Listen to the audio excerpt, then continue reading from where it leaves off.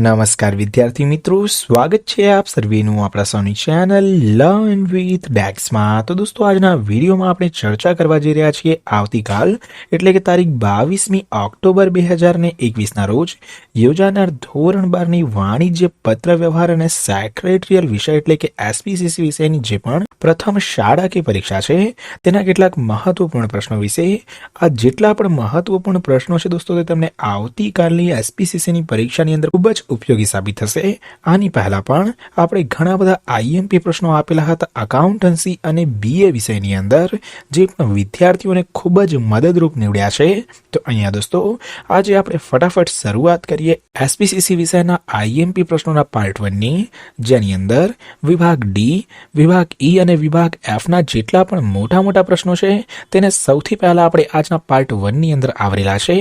બાકીના જે પણ પ્રશ્નો છે તેની જો સુવિધા થશે તો પાર્ટ 2ની અંદર આપવાનો આપણે એક પ્રયત્ન કરીશું। તો દોસ્તો, ફટાફટ વિડીયોને લાઈક અને શેર કરીને બન્યા રહેજો વિડીયોમાં અંત સુધી, જેથી કરીને એક પ્રશ્ન વિશે એકદમ વિગતવાર રીતે આપ સૌ વિદ્યાર્થી મિત્રોને ખ્યાલ આવી શકે।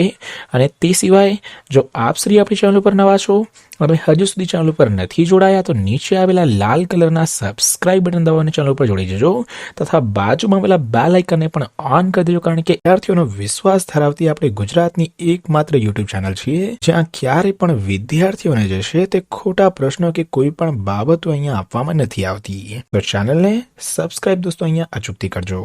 શરૂઆત કરીએ દોસ્તો અહીંયા આપણે વિભાગ ડી થી, જેની અંદર સૂચના આપણને આપેલ છે કે નીચેના પ્રશ્નોના મુદ્દાસર ઉત્તર આપો। પ્રશ્ન નંબર 28 થી 34 જે છે તે આ પ્રકારના પ્રશ્નો છે। પ્રત્યેક પ્રશ્ન માટે અહીંયા દોસ્તો આપણને 3 ગુણ મળે છે।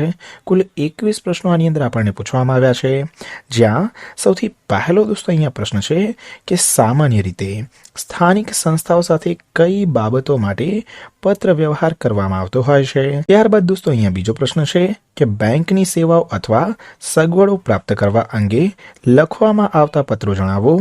ત્યારબાદનો પ્રશ્ન છે કે સ્વાસ્થ્ય વીમા અંગે ટૂંકી સમજૂતી આપો। ત્યારબાદ છે દોસ્તો અહીંયા કે ટૂંક નોંધ લખો ડિવિડન્ડ, અને અહીં આની અથવામાં જ આપણને પ્રશ્ન આપવામાં આવ્યો છે કે ટૂંક નોંધ લખો એકલ વ્યક્તિ કંપની। ત્યારબાદ છે દોસ્તો અહીંયા કે કંપનીનું સભ્યપદ મેળવવાની રીતો ટૂંકમાં જણાવો। અંશતઃ રૂપાંતર શ્રમ ડિબેન્ચરનો અર્થ અને તેની સમજૂતી આપો, અથવા તો ડિબેન્ચર ટ્રસ્ટીની સત્તાઓ દર્શાવો। અને ત્યારબાદ વિભાગ ડી માટેનો છેલ્લો પ્રશ્ન છે કે માલિકી હકની ખરાઈ ક્યારે કરવામાં આવે છે। 8 400 400 400 દોસ્તો, આ વોટ્સએપ નંબરને યાદ રાખી લો, કારણ કે હવે તમારું મેથ્સનો ક્વેશ્ચન હોય કે પછી ફિઝિક્સ, કેમિસ્ટ્રી, બાયોલોજીનો તમારા દરેક ડાઉટ, દરેક ક્વેશ્ચનનું ડાયરેક્ટ સોલ્યુશન હવે તમને મળશે તમારા વોટ્સએપ પર। જેના માટે બસ તમારે તમારા મોબાઈલ ફોનમાં 8 400 400 400 નંબર સેવ કરી લેવાનો છે અને કરવાનું છે તમારું ચેટ બોક્સ ઓપન। ત્યારબાદ જે પણ ક્વેશ્ચનમાં તમને ડાઉટ છે તે ક્વેશ્ચનનો ફોટો તમારે કરવાનો છે ક્લિક અને કરવાનો છે તેને ક્રોપ, અને માત્ર 5 જ સેકન્ડની અંદર તમને મળી જશે તે ક્વેશ્ચનનું વિડીયો સોલ્યુશન ક્લાસ 6 થી 12 આઈઆઈટી, જેડબલઈ, સીબીએસઈ અને અન્ય તમામ સ્ટેટ બોર્ડના વિદ્યાર્થીઓ માટે। તો દોસ્તો, વારસેની અત્યારે જ સેવ કરો 8 400 400 400 અને તમારા પ્રશ્નને વોટ્સએપ કરી તમારા ડાઉટને કરો આઉટ। લિંક આપેલી છે નીચે ડિસ્ક્રિપ્શન બોક્સની અંદર। તો દોસ્તો, અહીંયા આ છે કેટલાક મહત્વપૂર્ણ પ્રશ્નો વિભાગ ડી માટે, જે પ્રશ્ન માટે દોસ્તો આપણને 3 ગુણ જે છે તે અહીંયા ફાળવવામાં આવે છે અહીં દોસ્તો। ત્યારબાદ વાત આવશે વિભાગ ઈના પ્રશ્નોની, પરંતુ તેની પહેલા દોસ્તો જણાવી દઉં કે આ વિડીયો પર આપણે ટાર્ગેટ મૂકેલ છે 1500 લાઇક્સનો। તો 1500 લાઇક્સ જે છે તે જરૂરથી અહીંયા આપ સૌ મને કમ્પ્લીટ કરાવી આપશો તેવી મને અહીંયા આશા છે। વાત કરીએ દોસ્તો અહીંયા વિભાગ ઈના પ્રશ્નોની, જેની અંદર આપણને સૂચના આપવામાં આવી છે કે નીચેના પ્રશ્નોના માગ્યા મુજબ ઉત્તર આપો। પ્રશ્ન નંબર 35 થી 39 જે છે તે આની અંદર પૂછવામાં આવે છે। પ્રત્યેક પ્રશ્ન માટે અહીંયા 4 ગુણ જે છે તે આપણને ફાળવવામાં આવે છે। કુલ 20 ગુણ જે છે દોસ્તો તે અહીંયા આપણને આના માટે મળે છે। સૌથી પહેલો પ્રશ્ન છે કે કન્વર્ટિબલ ડિબેન્ચર અને નોન કન્વર્ટિબલ ડિબેન્ચર વચ્ચેના તફાવતના ગમે તે 4 મુદ્દા જણાવો। ત્યારબાદ છે કે અપકર્ષ અંગેના સંજોગો જણાવો। 37મા નંબરનો પ્રશ્ન છે કે શેર વહેંચણી અંગે સેક્રેટરીની ફરજો જણાવો, અથવા તો એની ઓરમાં પ્રશ્ન છે કે અનિયમિત શેર વહેંચણીની અસરો સમજાવો। 38મા નંબરનો પ્રશ્ન છે કે અમૂર્ત શેરની ફેરબદલી કેવી રીતે કરવામાં આવે છે, અથવા તો શેર ફેરબદલીનું મહત્વ જણાવો। તથા 39 નંબરનો અહીંયા પ્રશ્ન છે કે જાહેર ઉપયોગી સેવા પૂરી પાડતી સંસ્થાઓ સાથે પત્ર વ્યવહાર વિશે વિગતે સમજાવો। દોસ્તો, અહીંયા આ છે મહત્વપૂર્ણ પ્રશ્નો વિભાગ ઈ માટે, જે તમામ પ્રશ્નો અહીંયા તમારે ખાસ કરીને જે છે તૈયાર કરી દેવાના છે અને આવતીકાલની પરીક્ષા માટે આ તમામ પ્રશ્નો જે છે તે અહીંયા ખૂબ જ મહત્વપૂર્ણ સાબિત થવાના છે। ત્યારબાદ દોસ્તો અહીંયા વાત આવે છે વિભાગ એફની, જેની અંદર આપણને અહીંયા સૂચના આપવામાં આવી છે કે નીચેના પ્રશ્નોના વિસ્તારપૂર્વક ઉત્તર આપો। પ્રશ્ન નંબર 40 થી 44 અને પ્રત્યેક પ્રશ્ન માટે દોસ્તો અહીંયા આપણને જે છે તે કુલ 5 ગુણ અહીં ફાળવવામાં આવશે। કુલ દોસ્તો 25 ગુણનું છે અહીંયા આ વિભાગ એફ અને આના જે પ્રશ્નો છે તે તો તમારે વિશેષ કરીને અહીંયા તૈયાર કરવાના છે, કારણ કે સૌથી વધારે ગુણ જે છે તે આ વિભાગ એફની અંદરથી આપણે જે છે તે અહીંયા કવર કરી શકીએ છીએ।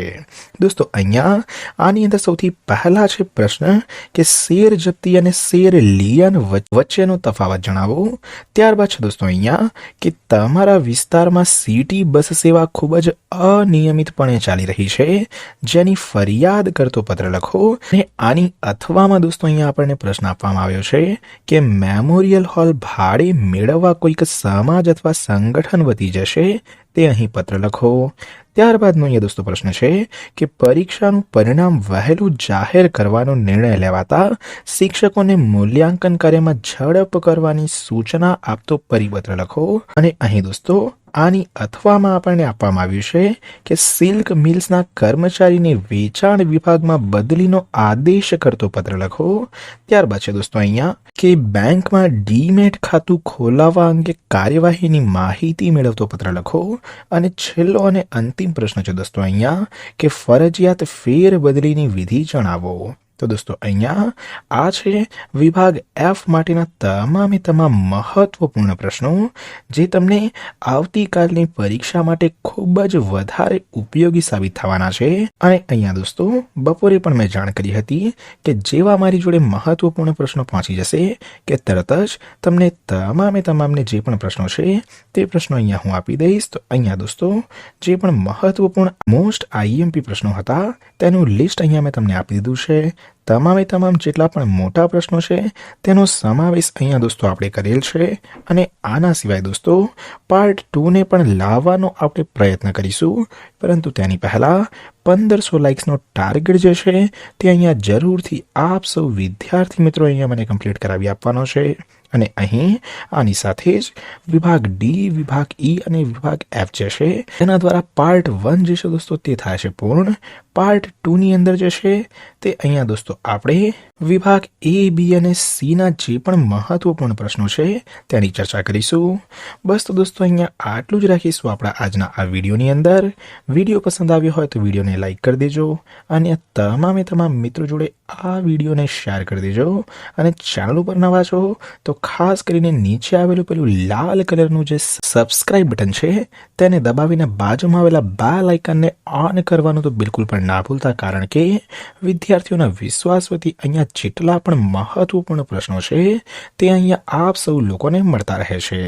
તે સિવાય વિડીયો કેવો લાગ્યો તે જણાવજો મને નીચે કમેન્ટ બોક્સની અંદર। બસ તો દોસ્તો અહીંયા આટલું જ રાખીએ આપણા આજના આ વિડીયોની અંદર। દોસ્તો જલ્દી જ એક નવા વિડીયોમાં આવા જ કેટલાક મહત્વપૂર્ણ આઈએમપી પ્રશ્નોની સાથે। ત્યાર સુધી થેન્ક યુ સો મચ। જય હિન્દ, વંદે માતરમ।